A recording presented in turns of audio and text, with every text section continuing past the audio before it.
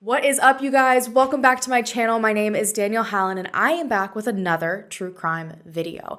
And before I get into the details, I want to remind you guys, because I don't think I've mentioned it here, that I will be going to CrimeCon Orlando in September of this year. And if you're not aware of what CrimeCon is, it's essentially an immersive weekend-long event that is dedicated to all things true crime. You get to meet a whole bunch of awesome podcasters and creators. There's different investigators that are there. There's breakout sessions where you can have all sorts of different education in regards to true crime. There's also typically lots of different families impacted by true crime that speak a lot. Last year, I know that Sarah Turney spoke on ethics in true crime. If you are interested in going, I will have a table at Podcast Row. John Lord and myself are actually going to be doing our very last podcast episode live there. So it should be a whole lot of fun. So if you want to go and grab a standard CrimeCon pass today, you can use the code CRIMEAFTERCRIME, no spaces. And if you want to be a part of John and I's little meet and greet that we do every single year, if you've ever been, you know, it's a whole lot of fun. You can email your receipt to crimeaftercrime@lordanarts.com, LORDANARTS.com. All of this will be down below. And that gets you a spot to come and hang out more one-on-one with John Lorden and myself. We typically will hang out, grab a few drinks, have some food, have lots of conversations. We give you tons of free swag and merch. I really hope I get to see some of you guys there. I look forward to this every single year and getting to see who exactly I'm talking to on the other side of this camera, who is invested in this type of content. It's always a really awesome experience. So now on to the details of today's case. So today we're going to be talking about the suspicious death of 19-year-old Tanner Ward. And this is a very kind of controversial case. It's one of those that was deemed self-inflicted, but a lot of people strongly feel there is a lot more to it. Tanner Ward was only 19 years old when he went missing in June of 2017 in Trenton, Missouri. His remains ended up being found 6 months later, 20 feet up in a tree, just 3 blocks away from his home. Now, authorities, when they initially looked into this, had announced that they believed foul play was involved based on a handful of alarming details regarding his history, just a bunch of different circumstances of his disappearance. But ultimately, almost immediately after his remains were found, the case ended up being ruled a self-inflicted death, which led to an uproar from Tanner's family, his friends, the community that all strongly disagreed with this ruling. Now, unfortunately, Tanner did have a criminal history. He was known to use drugs, and if you've been around this channel for quite some time, or you are familiar with true crime literally at all at this point, you would know that that is the unfortunate magic mixture for a lack of coverage in the media, a lack of attention from authorities. And so a lot of the different efforts to locate Tanner and at this point try to fight to get to the truth have been spearheaded by the family themselves. To this day, people are still fighting to try to figure out what may have actually happened to Tanner. As a little background, Tanner was born on September 7th, 1997 to Curtis and Lisa Ward. And he grew up alongside his siblings in Trenton, Missouri. And this is an incredibly small town.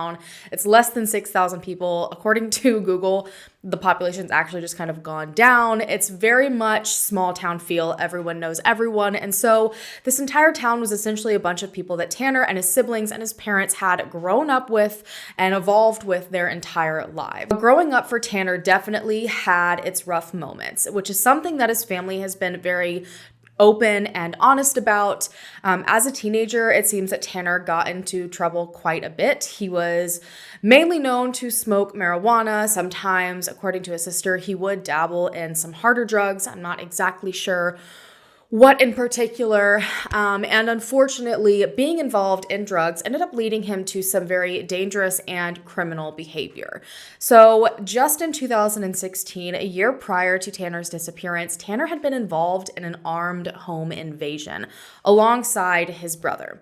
Now, I don't know a lot of the details. I've tried to look for details just to get some sort of better understanding, but from what I can decipher, essentially, it was just some sort of dispute over drugs, and so Tanner and his brother showed up armed, and held 3 people hostage. This landed Tanner with felony charges and 5 years of probation. And so this was, from what I can kind of gather, a huge wake-up call for him. I think he realized, at 19 years old, oh crap, there are consequences to my actions, maybe dealing with drugs and money, and these people is just not the best choice that I could be making for myself. And he seemed to realize he was going down a very scary and dangerous path. And so around this time, he started to try his hardest to get his life going in a better direction. So from what I can see as an outsider looking in, at this point, everything seemed to be going smoothly. I have not seen any issues with his probation that I could find online in any of the newspapers. There's no mention in it from his family. So it really did seem like he was trying to work towards a more positive future. And in the midst of all of this, Tanner started to date and then eventually got engaged to a young woman named Megan. And together, they welcomed a beautiful little girl into the world that they named Sophia. And this seemed to give Tanner even more reason to turn his life around. According to everybody that knew this couple, Tanner was absolutely head over heels and devoted to his little family. He would do absolutely anything for his fiance. He was absolutely the best father. He was the happiest that so many had seen him in a very long time. And based on little snippets of videos that I managed to see in the True Crime Daily series on this, I feel like those videos really reflect this. Unfortunately, something happened on June 7th, 2017, and to this day, many people believe the full truth of what exactly that was has yet to be revealed. According to Tanner's family, this day had gone on like any other, and that evening, Tanner was at home when his mom let him know that she was about to fire up the grill. She was cooking some chicken, she was gonna make a salad, and basically said, "Hey, what are your plans? Do you want me to throw a plate together for you?" At this point, Tanner informed his mom that he was actually going to head over to a friend's house, but that he only planned to be there for about 30 minutes or so, and then he'd be back home, so she could absolutely make him a plate and he would eat when he got back. Now, again, because everyone is familiar with everyone, Tanner's mom asked, what friend are you going to see? Just out of curiosity. And this time, Tanner said the name of someone that she did not recognize, which was not a normal occurrence. It was a young man named Jeremiah. According to Tanner's family, not a single one of them had heard this name before. No one knew who Jeremiah was. They had not met him. Tanner had not brought them up before. They just kind of shrugged it off as, okay, Tanner's got a new friend, and that was that. Tanner kissed his daughter goodbye, headed out the door on foot in an unknown direction, and unfortunately, this was the very last time anyone would see Tanner alive. 30 minutes passed and Tanner still was not home. And this wasn't wildly alarming at first from what I can gather. Tanner was an adult. He was capable of making his own decisions. But as the night went on and Tanner still hadn't returned home, his family did start to worry just a little bit. Tanner didn't have a cell phone and he also didn't have a car. And so he wasn't someone that was easy to get in touch with. He heavily relied on other people or just, being on foot to get around to different places. So this definitely made them a little more uneasy than usual just because they're like, if he needed help, would he be able to reach us? Does he have a ride where he needs to go? Is he stuck somewhere? And considering Tanner was supposed to be with someone that none of them were familiar with, this was definitely a little unsettling. By the following day of June 8th, Tanner still had not come home. And so his sister Kelsey began her own search for him. It wasn't like Tanner to at the very least not find some way to reach out at this point, to use someone else's phone, to just do something. If he said that he was supposed to be gone for only 30 minutes, he meant it. He was someone who usually was really good about sticking to his word. And so Kelsey was like, I need to try to find him, if not at the very least to comfort my mother. So Kelsey began to ask around to see if anyone had seen Tanner and also to see if anyone could give her any information on this Jeremiah person.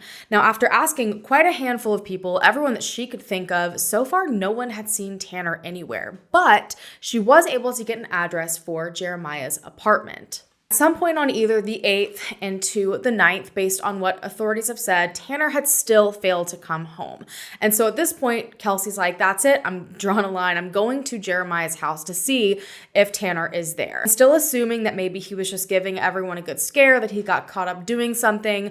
No one really wanted to believe the worst, but Kelsey did say that she had a strong gut feeling that something was just off. And the state of Jeremiah's apartment just added fuel to this fear. When Kelsey arrived, she knocked on the door, but there was no answer. And so she stood there for a minute, tried the door, and it was unlocked. And thinking, maybe Tanner's just inside sleeping, or maybe Jeremiah's inside sleeping, I just need to talk to someone, she decided to let herself in. And the apartment was a total disaster. Furniture in the apartment had been flipped everywhere. Things were thrown all over the place. There was a gigantic hole in the wall, and the back door of the apartment was just wide open, and there was no one there. It was just a massive chaotic scene, as if there had been a struggle or a fight and someone ran out of the back door to flee and left all of this behind. But as if this in itself, being the last place Tanner was supposed to go, wasn't alarming enough, Kelsey looked down, and Tanner's favorite baseball cap, the hat that he'd been wearing when he left that day, was laying in the middle of the floor. Kelsey grabbed Tanner's hat and immediately went to the police station, frantic, fearing that something had potentially happened to her brother. And while Trenton Police Department did, in fact, file Tanner Ward as a missing person, they weren't taking his disappearance very seriously, which, again, unfortunately, is not something that is that uncommon. Kelsey was essentially told that Tanner is an adult and he can do whatever the heck he wants. So if he wants to run off and not tell his family, that's completely within his rights. And they even went on to say that they believed he was probably off somewhere laying low with a girl and that he would eventually make his way back home. Something that his whole family knew was an absolute load of crap. Tanner was absolutely obsessed and in love with his fiance, with his daughter, and he wouldn't just abscond off somewhere with some unknown girl with no phone, no car. He also did not have a bank account. It just didn't seem right, especially after allegedly last being with someone that was a complete stranger to the family, and when the last place he was thought to be was in the state that Kelsey found it in with one of his belongings inside. This just was not adding up to Tanner running off real quick to have a little bit of fun. So for the next week or so, it's completely unclear to me what it all was done by authorities to try to locate Tanner. I can only find like one or two articles that were posted around the time he was reported missing, another one in November, and then another one in December when his remains were found. I don't see that anyone aside from family and friends or the community held any sort of searches for Tanner. I don't know who they questioned in this time period. There's just absolutely nothing. So to me, at least from what I am seeing and what has been released, it seems that his family was left with the job of trying to find him. And so they all searched everywhere they possibly could in the nearby areas, joined by family and friends of Tanner's, even absolute strangers. Kelsey even made up their own missing persons flyers to put up everywhere because so far one had not been supplied to them. The flyers had a handful of Tanner's photos on them, along with the description of the last thing that they saw him wearing, which was a gray American Eagle shirt with like an American Eagle emblem on the front of it, dark skinny jeans, a pair of black Vans, and his baseball cap. And so they're just frantically out trying to get attention on their loved one's case as much as humanly possible. Reach out to everyone they can. And obviously it's very alarming that nobody they know has any idea where Tanner is. Because again, small town community, everyone knows everything. It was strange that he had not been seen. And unfortunately, the media also did not really seem to pick up on this disappearance either. So essentially, the family was relying on word of mouth, putting up these flyers, and hopefully small town talk to spread the news and hopefully lead to finding Tanner. Now, finally, on June 13th, about a week after his disappearance, authorities did take a step in the right direction by issuing an endangered person alert for Tanner. This seems to be like the first large thing that I can find that they did. And at this point, there was also a public statement made about what exactly they were doing in regards to the investigation. Now, Chief Wright of Trenton Police Department said, quote, "We're backtracking, trying to establish some timelines, trying to contact as many potential witnesses, friends, family, and just do some interviews and re-interviews," end quote. He then went on to say, quote, "He's not a traceable person in some terms. He has no bank account, he has no credit cards, he has no phone, he has no car, some of the things we would use in missing persons or even other investigations to try and track people down. Tanner doesn't have those things." And that the search for Tanner was essentially a gigantic shot in the dark. And This is despite the fact that they had a name, they had an address for the last place that Tanner was known to be. Kelsey found this last location he was known to be in a very particular state of disarray. According to what I can find, it wasn't until 2 weeks after Tanner's disappearance that they finally spoke to Jeremiah for the very first time. And it was essentially because Kelsey got him to go into the police station. Now, Kelsey and her family, as I've been saying, printed out flyers. They were posting them all over the town. During all of this time, from my understanding, they had been trying to get in touch with Jeremiah, trying to see maybe what happened. Where did he say he was going? When did he leave? What happened when you were with him? Just anything at all to help point anyone in the right direction. But so far, Jeremiah seemed to have vanished off the face of the earth. But during one of these trips to post flyers, Kelsey spotted Jeremiah sitting in his truck in town.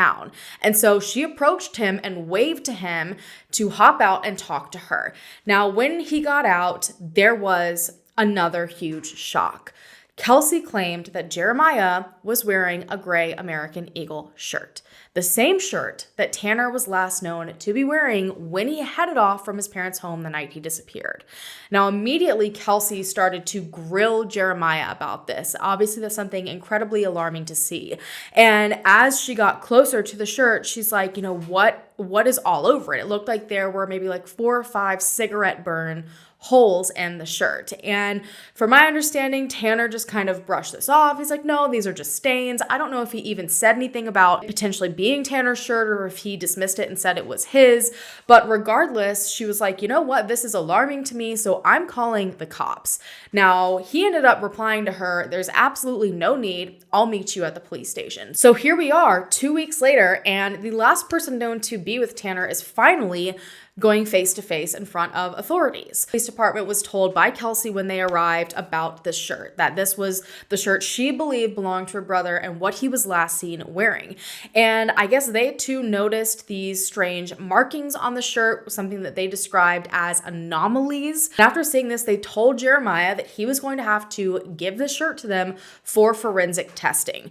Now, according to Kelsey, who was there at the time, she has gone on to state that Jeremiah seemed incredibly reluctant to take this shirt off. Now, I have not seen authorities state this, but she said that Jeremiah was outright refusing, and essentially it had to be physically taken off of him. That shirt went off for forensic testing, and authorities at this point were a little suspicious, and so they decided to do a voice stress test on Jeremiah.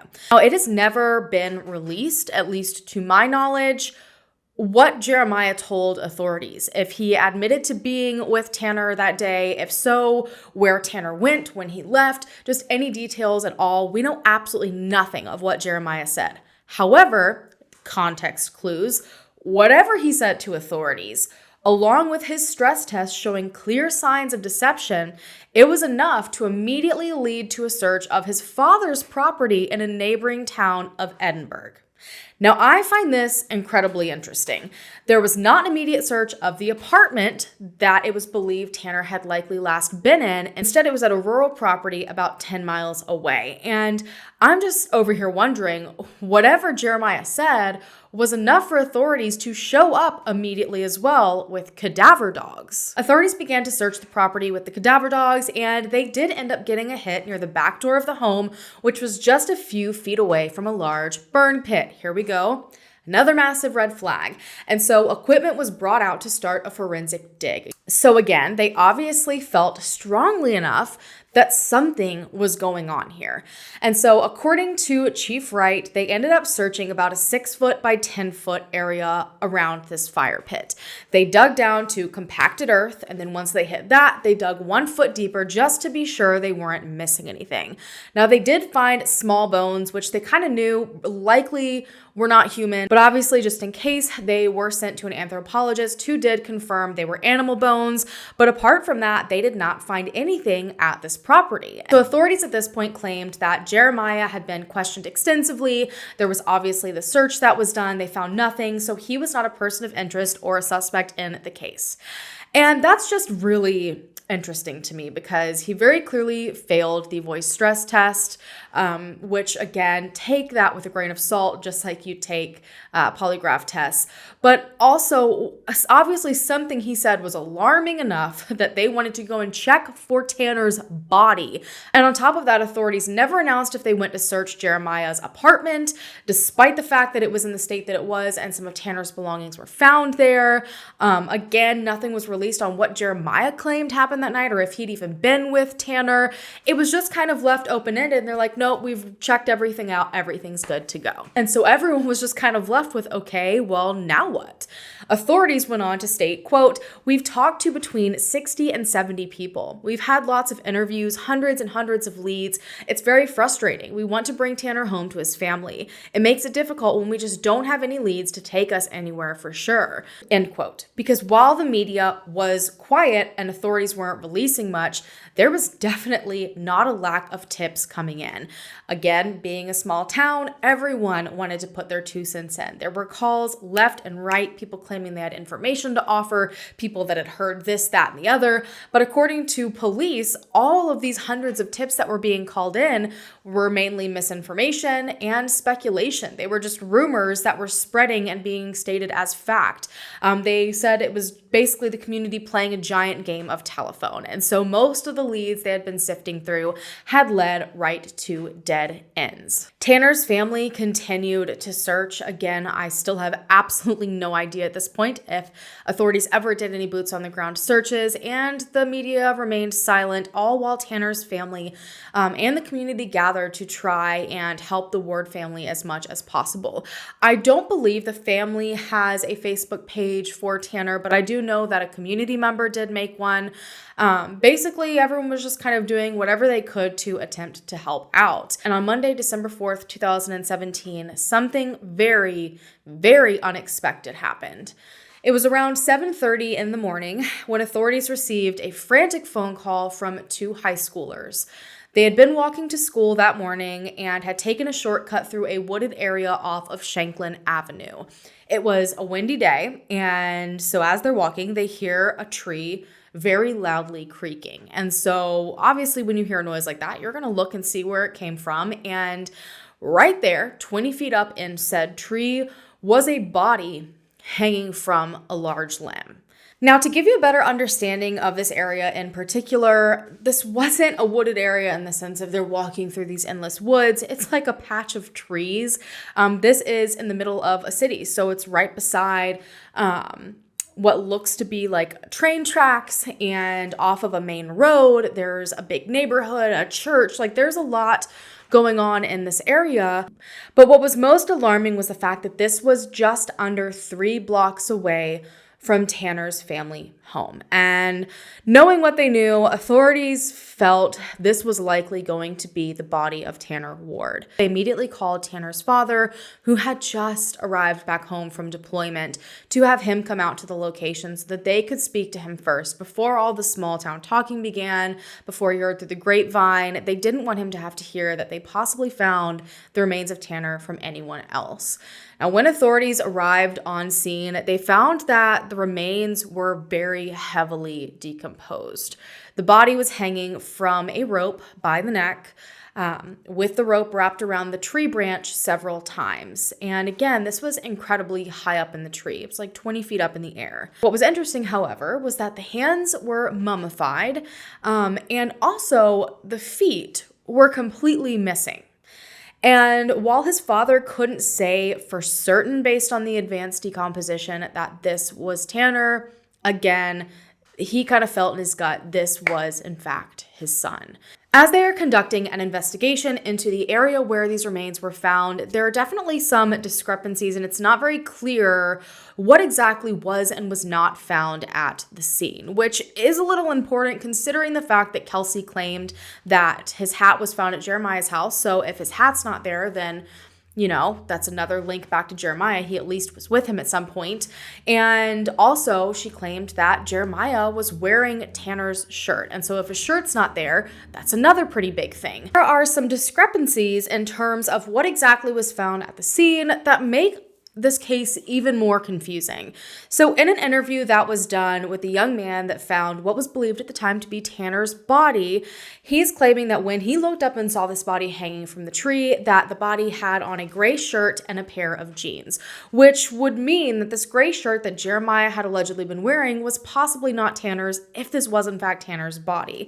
There are other reports that I have seen that kind of corroborate this, saying that there had been a gray shirt on the body when it was found. However, there's others that totally contradict all of that, including a statement that Chief Wright himself has made. Some reports state that the body only had a pair of jeans on, and Chief Wright himself said that there was a pair of jeans, a single sock, and a pair of shoes found not on the body, but below it on the ground. And all of this clothing was matching the description of what Tanner was last said to be in. And since there's been very little released or confirmed or really spoken about at all in regards to this case by authorities, it's just left a lot of room for speculation, because anyone from the outside looking in, his family, just everyone seeing this is like, okay, well, was the shirt there or not? Because that in itself could answer a whole lot of alarming questions. And it's frustrating because authorities didn't like this speculation. They didn't like these rumors spreading, yet it seems like they weren't doing a whole lot to kind of help avoid it. Now, authorities did eventually come forward and speak on this whole shirt debacle, but it really cleared absolutely nothing up. They said that they weren't able to confirm if the shirt was or was not Tanner's, and they left it at that. And they still didn't say whether Jeremiah even said it was his shirt or if it was Tanner's shirt or who it belonged to. And they also failed to confirm if there was or was not a gray shirt found at the scene of the crime. Now, they did say, again, there were anomalies on this shirt, but they said that even after forensic testing, they couldn't say what those anomalies were. So essentially, absolutely no questions were answered. And this is just so bizarre to me because forensic testing at this point, we're talking 2017 here. It's advanced enough to be able to determine if an anomaly is blood or a cigarette burn or something. They can at least usually ballpark it. They won't say for certainty like this is definitive, but they'll be like, to me, my professional opinion is that it looks like XYZ. But they're basically like, yep, we've got absolutely no idea, and we can't even say who it belongs to. The remains were ultimately taken to the Grundy County coroner, and it was announced, I believe, the following day that through dental records, they were able to confirm that this was, in fact, Tanner Ward. But even more unexpectedly, they also announced pretty much right away that the cause and manner of death, self-inflicted death by hanging. The coroner stated that there were no other injuries found anywhere on Tanner's body, that rate of decomposition lined up, and there were no signs at the scene that anyone else was involved. This young man, fiance, father, son, brother, had seemingly walked out of the house and ended his life unexpectedly. While you would think this would potentially bring things to a close, that this brought forward all of the information that made sense, tied all of the pieces together, it did the exact opposite. Immediately, Tanner's family, his friends, people in the community all pushed back against this. A Change.org petition was started to try and get the state of Missouri to reopen this case, and within a week, there were even protests being held with signs that said #Justice for Tanner. Everyone that knew Tanner said there was absolutely no way he would end his own life, and none of this added up. I will say my typical spiel that I always do, that you don't always know what is going on in someone's head. Not everyone shows obvious outright signs of having these types of ideations or struggling or what have you, but what I will say is that it is still, in my opinion, important to hear what those around someone have to say.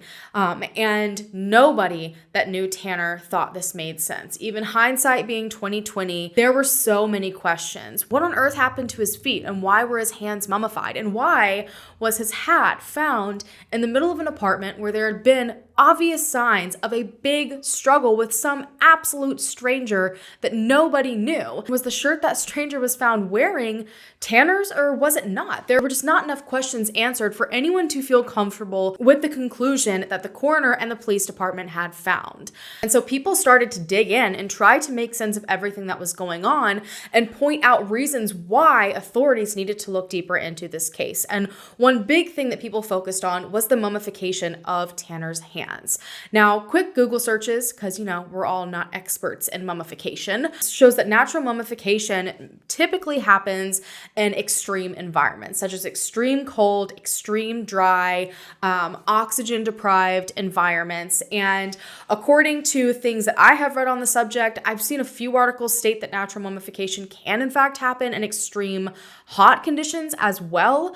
But typically, again, if that's paired with also very dry conditions, so like a desert type of situation.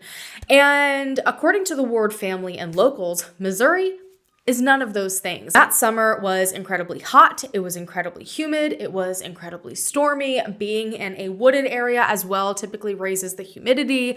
And so the environment that they were claiming he had been in for months seemed to contradict the conditions needed for spontaneous mummification. So a lot of people, including his family, began to wonder if Tanner had not in fact been up in this tree this entire time, which led to other questions. How on earth did nobody notice these remains in the tree for that entire 6 months?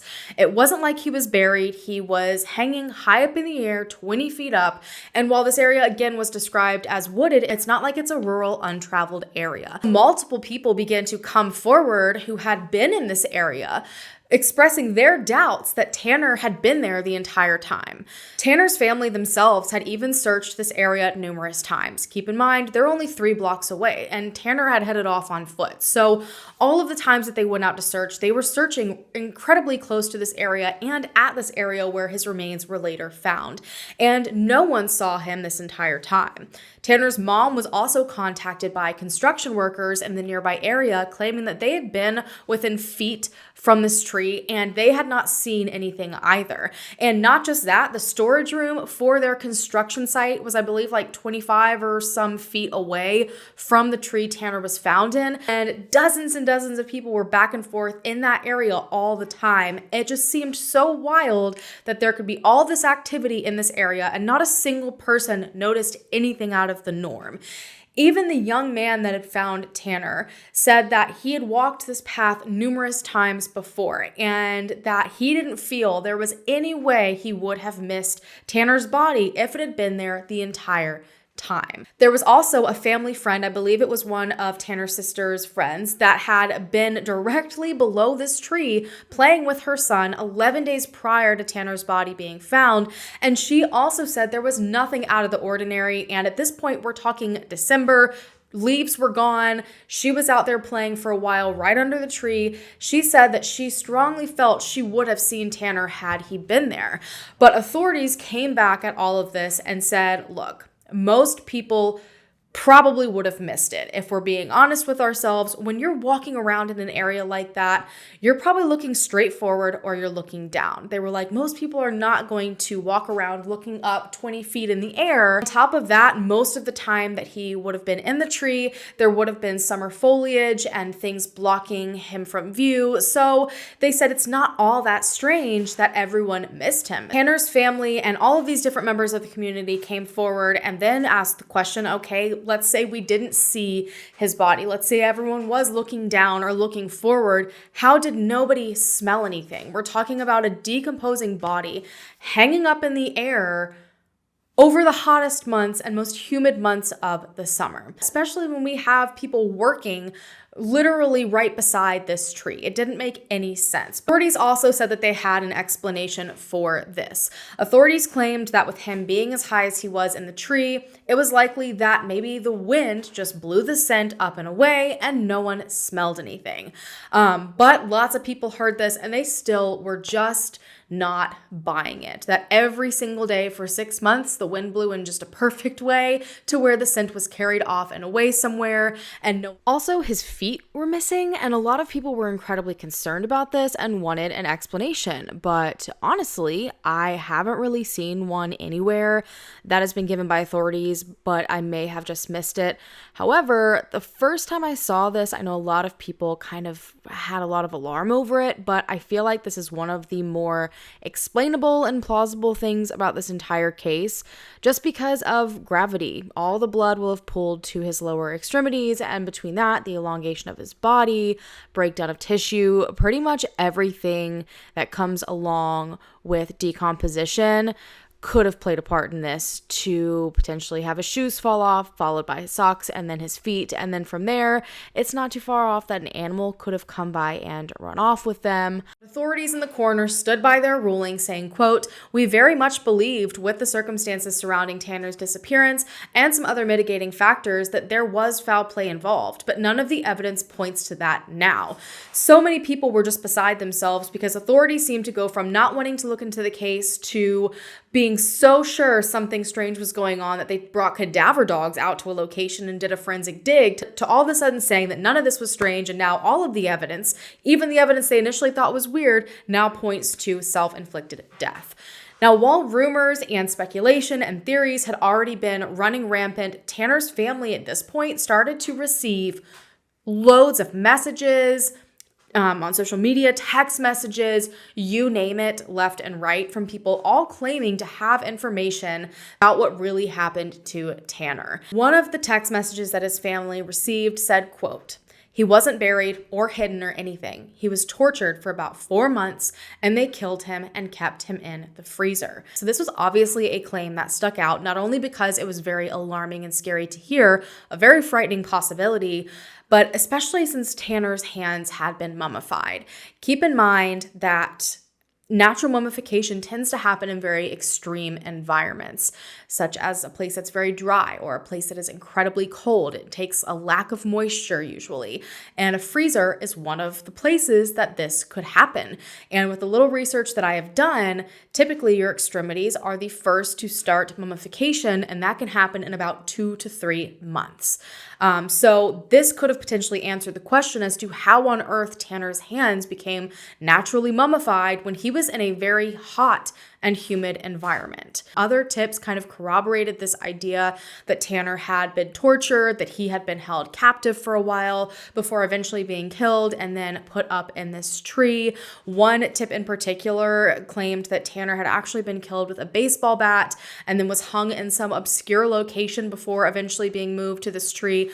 I can't honestly imagine being one of Tanner's family members and having to receive all of these different messages. When you compare a lot of these different tips to what was found in terms of Tanner's body when there was an autopsy, there allegedly were no other injuries on his body. So I don't know how much that's going to support something like, being tortured, at least not physically, or being hit by a baseball bat.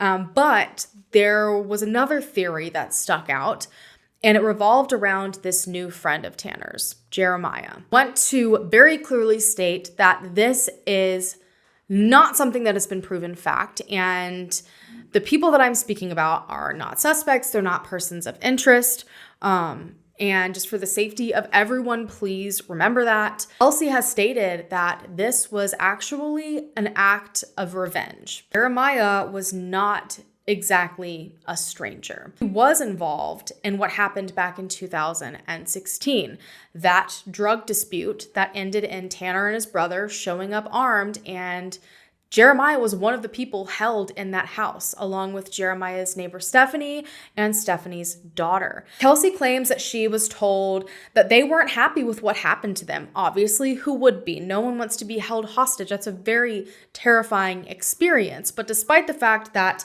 Tanner and his brother did in fact legally get in trouble for what they did, they were facing the consequences of what they did, Kelsey claims that someone wanted to get back at Tanner for what had happened. And the goal was to just rough him up a bit, to scare him, and that was all. According to what Kelsey has been told, things went further than that because Tanner decided to fight back, and things got out of hand. Authorities again disputed all of this, saying that Jeremiah was not a suspect, he was not a person of interest, and they kind of left it just at that. But to me, this just brings up the question of why on earth would Tanner have gone to Jeremiah's house after what had occurred the previous year? He had no phone, he had no car, so was this a planned visit? Like, what was there some sort of communication on social media that authorities were able to look at? Were they able to find, if there was a purpose for them meeting up and what exactly that purpose was? Did Tanner just decide to show up there? It makes me wonder, he was trying to turn his life around. Did he want to clear his conscience to move forward? Did he want to go and apologize for what he had played a part in? Was it potentially another drug deal? I just find it very odd that Tanner would go back to the house of someone that he had held hostage It just seems like there's got to be something more going on there, and there has to be some sort of evidence as to what exactly it was. And given the fact that the apartment was found in the state it was in, with Tanner's hat on the floor, I just really wish authorities were a little more transparent about what Jeremiah is claiming happened. Or did Tanner just say, hey, I'm going to see Jeremiah real quick because it was one of the only people that his family wouldn't know where he lived, so he could go and end his own life for whatever reason. Honestly, there's just so many different questions here. While Jeremiah wasn't really saying anything about this that I know of, I do know that Stephanie, his roommate who had also been involved in this 2016 home invasion, did come forward and make a statement just saying that she wasn't exactly sure where any of this information was coming from, but that she wanted his family to know that she wasn't at all involved in Tanner's death. And with all of this weighing on them, Tanner's family hired an independent coroner in 2018. And this ended up confirming what the original autopsy had claimed.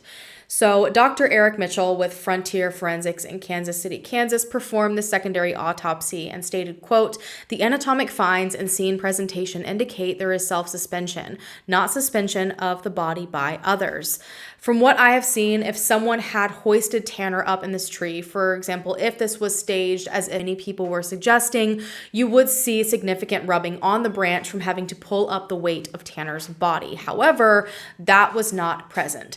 There are indentions in the tree that you can see in photographs. However, it was said that that likely would have just, been there from the weight of his body hanging. But the kind of back and forth sawing and ripping of the bark was just not there. That also would be a lot of weight and a lot of work to put him up there to begin with.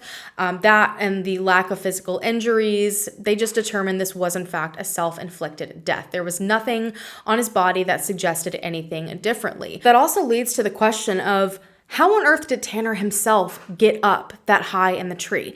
And where on earth did this rope come from? Like, if he didn't have a car, if he didn't have anywhere to store a rope like that, what did he just hide a rope in his pants as he's leaving in his skinny jeans? Like, where did this rope come from? And on top of that, because I have, unfortunately, in the line of work that I do, had to look into a lot of different statistics, I also know that there are two very common types of hanging. There's suspension hangings and drop hangings. And the most common that you see statistically is suspension hangings.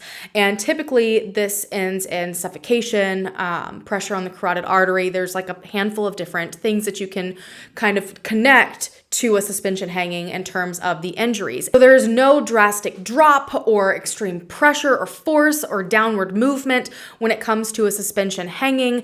That is actually what occurs in a drop hanging, which is the least common method of hanging. Usually this method ends in causing the neck to break. And so again, there's ways you can kind of determine which hanging was used, which is incredibly important in my opinion, especially because the claim is that Tanner, I guess, climbed up 20 feet in this tree, which is already like a feat in itself, then managed to wrap a rope around a limb a couple of feet out.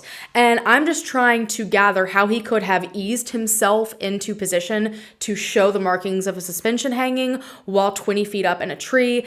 I just feel like it makes more sense that you would see more evidence of a drop hanging. I feel like there had to have been some sort of movement downward to get off the branch or to jump off of the tree trunk. I'm just a little curious as to what his injuries were and if that does light up. And there's also multiple other ways to check to see if a hanging has been used to cover up a homicide. Location that the rope is found, that's important. Something to do with the hyoid bone. There's very specific injuries you can look for to see if there is this potential there, and there might not be. They might have already determined all of that, but it seems that no one can say that for sure, even Tanner's family. And that is kind of where the problem seems to lie. Now, True Crime Daily did cover this a few years back, and they had very similar questions. So they brought in an expert, Dr. Smock, to look into the case. And Dr. Smock ended up pointing out the same thing that both of the autopsies did, that This all really looks indicative of a hanging, that there was elongation of Tanner's neck, his body. He even says that due to all of the elongation, that many people could have mistaken him for a limb, and that could have been why he wasn't noticed for 6 months. He also states that to his knowledge, natural mummification can in fact happen in hot and humid conditions, just like he would have experienced in Missouri in about 2 months. So while it did seem he was leaning into the idea that this was in fact self-inflicted and it was just surrounded by a lot of crazy off coincidences, in the same breath, he also admitted that it was possible to him that this could have been staged, saying, quote, "When someone has been mummified, you lose a lot of forensic evidence. The internal organs will be gone, decayed. The only thing really left are the bones, maybe some marks on the external tissue, but even the bruising, any injury will be gone." So it essentially seems like he's saying that had there been something else done to him, like had he been tortured or any of these other things that people have been speculating on and claiming to Tanner's family, the process of mummification could have hidden all of that evidence. However, what I will say is that only his hands were mummified, so I feel like if there had been torture of any kind, it would have shown somewhere else on his body.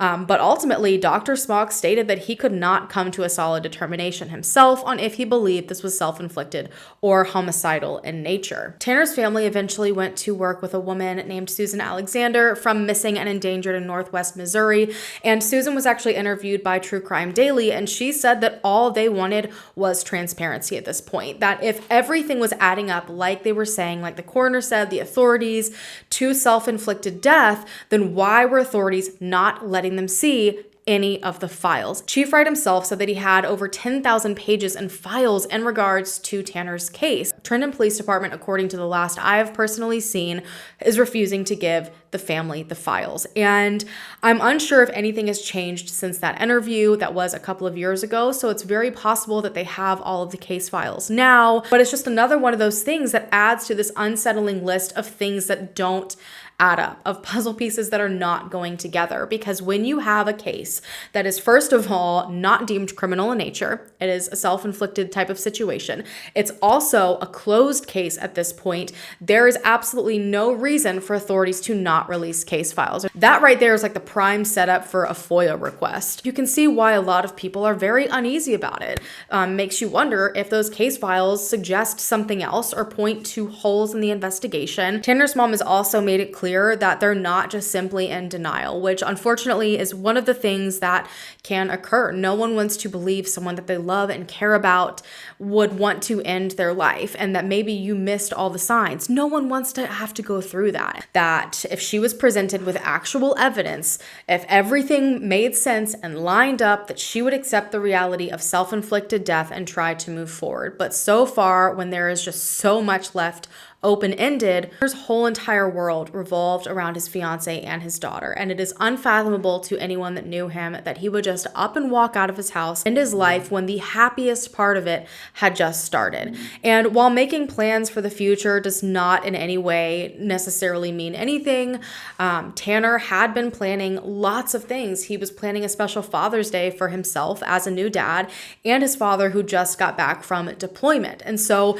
it seemed there was so much hope, there was so much to look forward to. Mental health can be such a tricky thing, so it's really difficult to form conclusions in regards to that, because the reality is the only person that knew Tanner's headspace was Tanner himself. But regardless of whichever way it goes, it's devastating whatever did happen, and many people have been left heartbroken, and it's not impossible to see why so many people still have questions, because transparency is everything. To police, this is a case, but to all of the people impacted, they lost a son, they lost a brother, they lost a father, they lost a fiance, they lost a best friend. It seems there was no transparency given here, and all of these people were left feeling unsettled. And I just have a really difficult time feeling sorry for authorities in these kinds of situations where the finger is pointed at them, where people are questioning their investigative efforts, when people are questioning their conclusions, because it seems that their own stubbornness put them there. And the nonchalant attitude by the chief, as if he was irritated in every single interview about Tanner, where he obviously talks down about him because he struggled with drugs, it's just